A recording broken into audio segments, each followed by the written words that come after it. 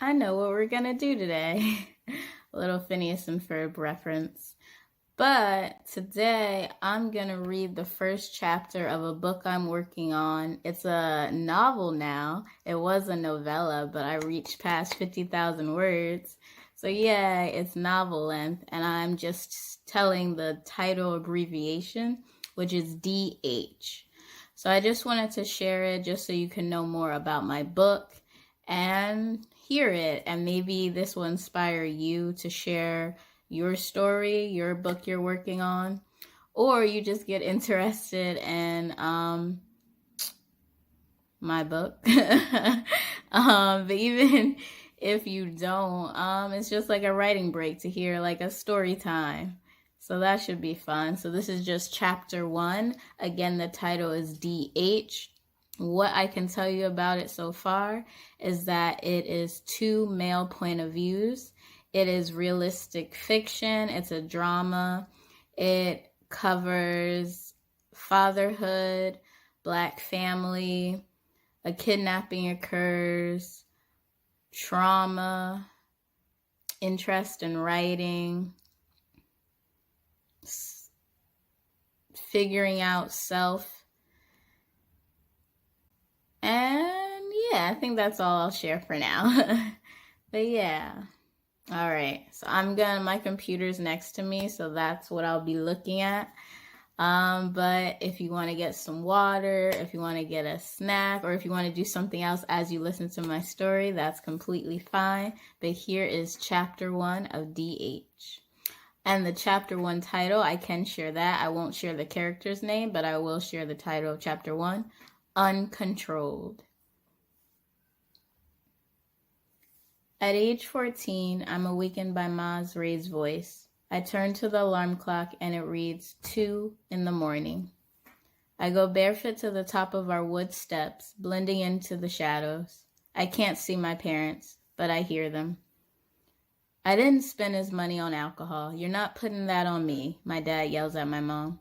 You're not putting this on me. I gave you that money. I told you to get your son a gift, Ma argues.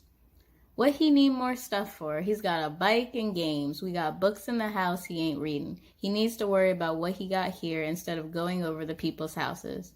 There's the truth. There it is. You're being cheap. How cheap can I be when I'm giving him a roof, food, clothes? Ma cuts him off. That ain't all you. Don't you dare say it's all you. You got some nerve, Lenny. Her words are coming out faster. Everybody pulls their weight in this house. As the parents, you and I work. I also cook. And what weight do those boys bring? He interjects. His voice always sounds like he needs to spit. Runners do it all the time, but my dad was never a runner. Tim helps me cook and fold the clothes. Harvey cleans around the house. My dad scoffs. That chicken bomb, he cleans out of punishment. I frown. He only punishes me because I keep getting praised in school and he thinks I'm school smart and not street smart. My body doesn't have enough muscle to him. He thinks I can't defend myself in the streets. He thinks he's raising weak men, so he punishes my brother and me with tedious things to do at home. The point is, the rules still apply with gifts. There is no from both of us. You pull your weight to show your love. All I'm saying is we got him a cake, we're throwing a little party, and a snarky chuckle escapes him. Are cooking for family. Nobody got time for more things in this house. Nobody got time for more alcohol in this house. All that liquor in your system is changing you. I'm fine. I can unwind with something to drink. It ain't a crime. Your boys are noticing. Noticing what? Ma goes silent. I hear a crackling sound. He must be pouring himself more alcohol. His go-to is gin or bourbon. That you're not happy, Ma softly says. That's when I feel a tickle against my arm. I turn to see my brother Timothy is awake. Hey, Tim, I whisper. Are they okay? I bite my lip and sigh. It's not often he wakes up during their fights. I don't know. My brother yawns. He's wearing my old green checkered pajamas. His hair is usually tangly, but because Mom made him get a haircut yesterday, his hair is cut low. No detangling to do. He has white specks around his mouth, drool still showing up on his brown skin. Try to go back to sleep. You got a big day tomorrow. Tim gets giddy, with a dorky grin causing his eyes to squint. Yes, I do. I put my arm around his shoulders and take a few steps back so Tim isn't too loud. I can't believe you're going to be 11. Getting older, but still looking like a shrimp. Tim chuckles but elbows my side. You're the one in high school, nerd. I softly laugh at that. Can you come back with me, Tim asks. I swallow. I wanted to hear how our parents would settle the argument, but my brother usually falls back to sleep easily when I'm there. Yeah, Tim.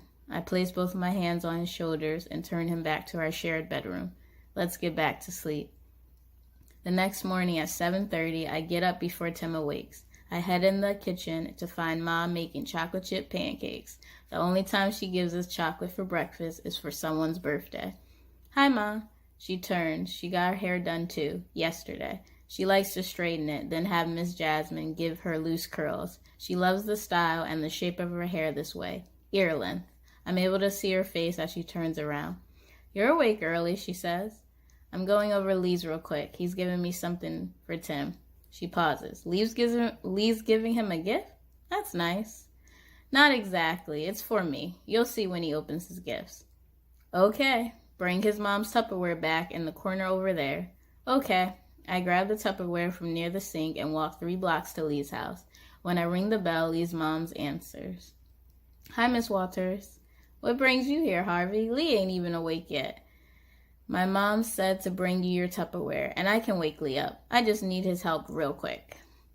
Miss Walters accepts the Tupperware. All right, thank you. I think he was up all night with that Game Boy. His uncle was doing the most getting him that. I chuckle. It's a pretty good gift.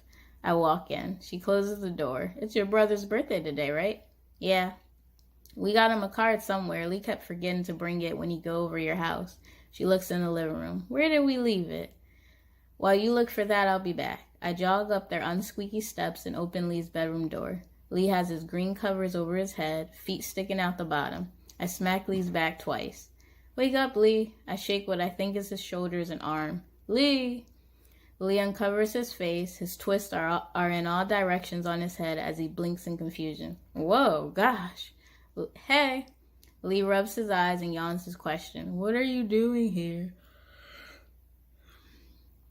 Fun fact, sometimes when I read that a character yawns, sometimes I yawn. So that's interesting. So that was an actual yawn that I just did.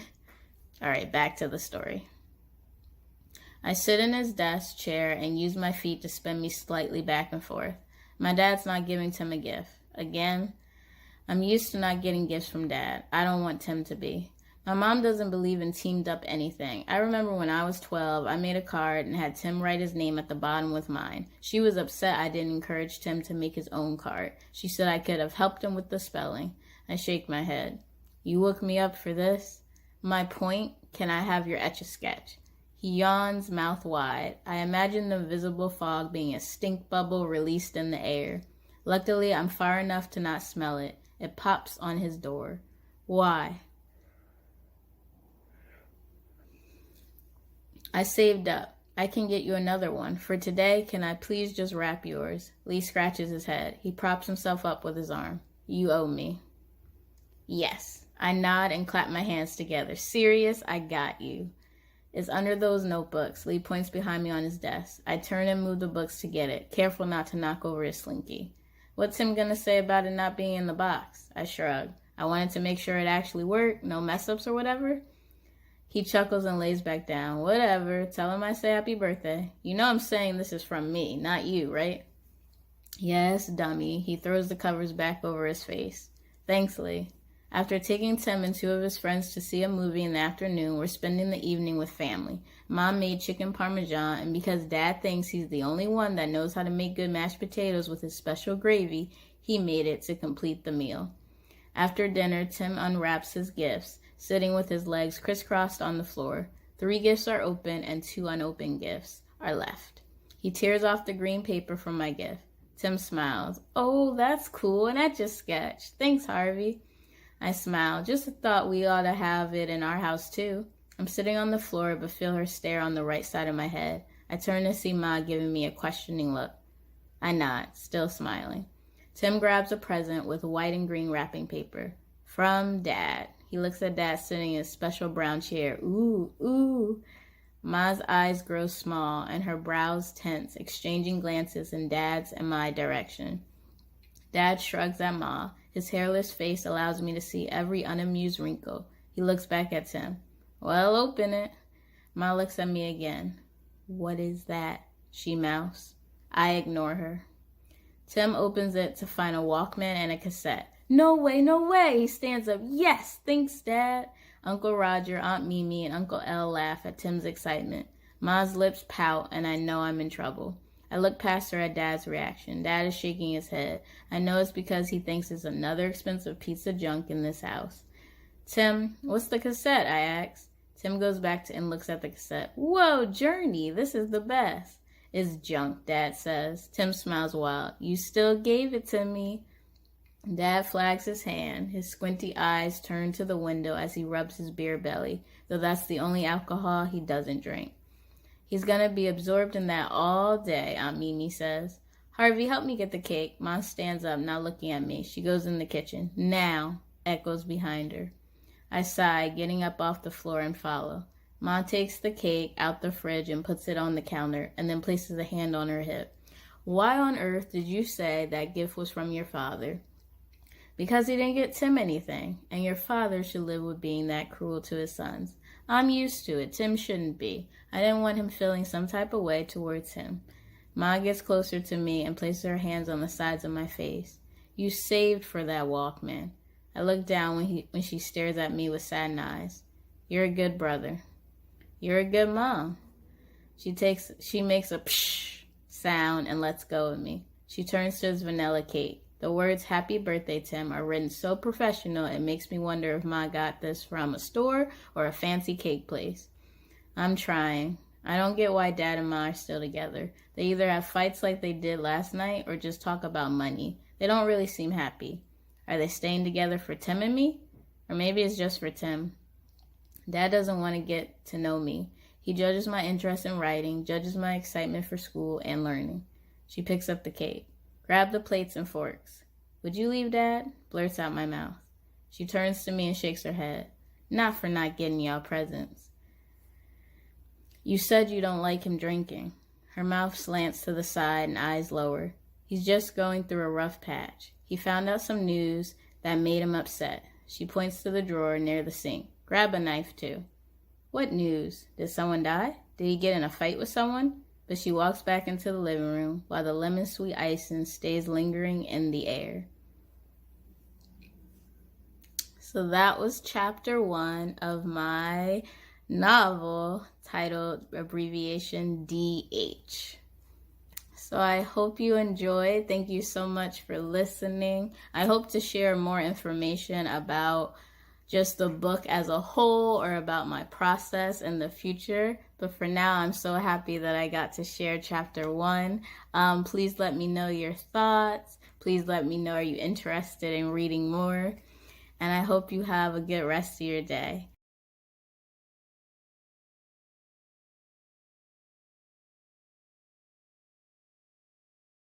And thank you so much for watching.